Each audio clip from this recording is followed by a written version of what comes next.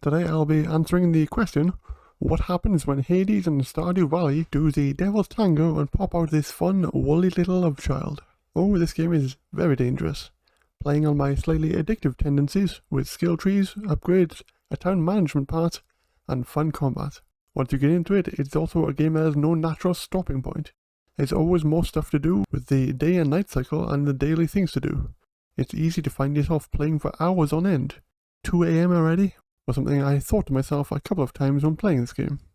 Much like my lamb satisfyingly harvesting the devotion from the shrine his followers have filled, the game has drained hours from me, and like my followers, I eagerly come back for more. The just one more day is strong with this one. Also, if this game wasn't based on a cartoon lamb with an adorable art style, it would be really sinister, turning followers into demonic allies, sacrificing them if you fail a dungeon run, brainwashing your members. Thankfully, the art style saves things from being morbid. The characters are likable with funny dialogue, the shaking text is reminiscent of early noughties text commands. I'm picky when it comes to combat, but this kept me engaged, dungeon after dungeon, offering randomized weapon choices and curses each time you begin a new run. The combat itself is satisfyingly punchy and responsive, from the faster, lower damage weapons to the slower, larger ones that land with more of a thump but leave you more exposed. As you continue playing the game, there are more options for different and more powerful variants of these weapons, which I find is always a good carrot on a stick to carry on advancing. Another tool to keep yourself alive is curses, offensive spells that range from very useful to situational. These are powerful but costly to use, with the bar quickly draining through multiple uses, requiring fallen enemies to recharge. It's a nice touch how the game slows down each time you use a curse to let you aim it, as there can be multiple enemies and projectiles flying at you, each room offering multiple types of enemies with different kinds of attacks. Combat can get a little chaotic, and being constantly on the move is a good tactic if you plan on staying alive. Thankfully, dodge rolling in this game feels snappy and responsive, which is a good thing considering one hit takes off half a heart. You only start with a few hearts, and there are a good amount of rooms to explore, and health pickups are few and far between. One thing that helps swing battles back in your favour are tarot cards, a fun addition that lets you further tailor your experience in this run by giving you attack speed boost, damage immunities, and other effects that make your run more interesting.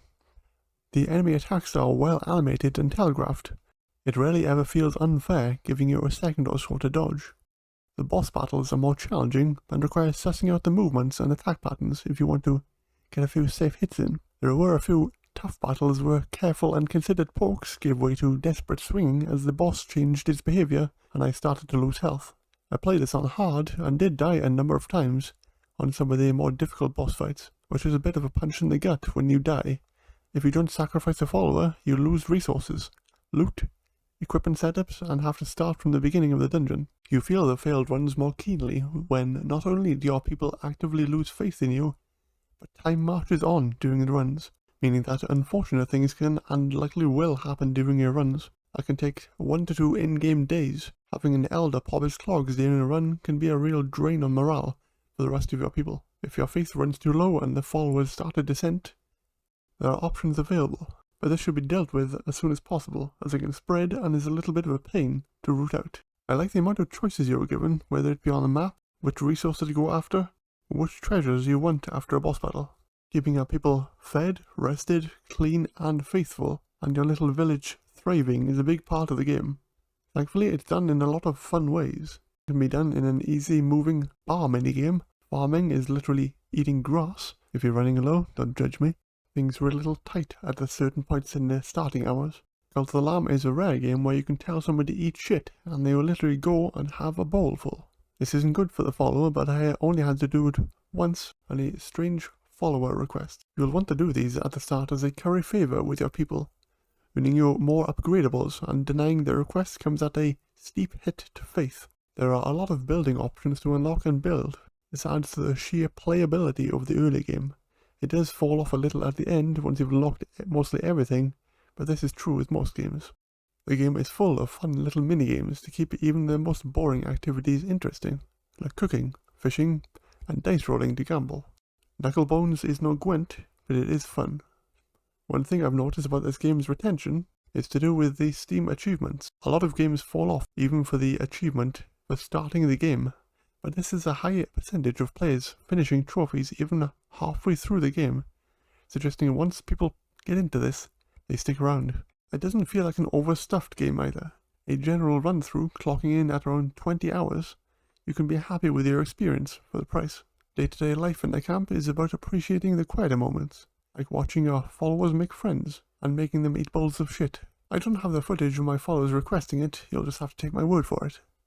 A few pieces of advice I'll impart for anyone starting the game. Take up fishing.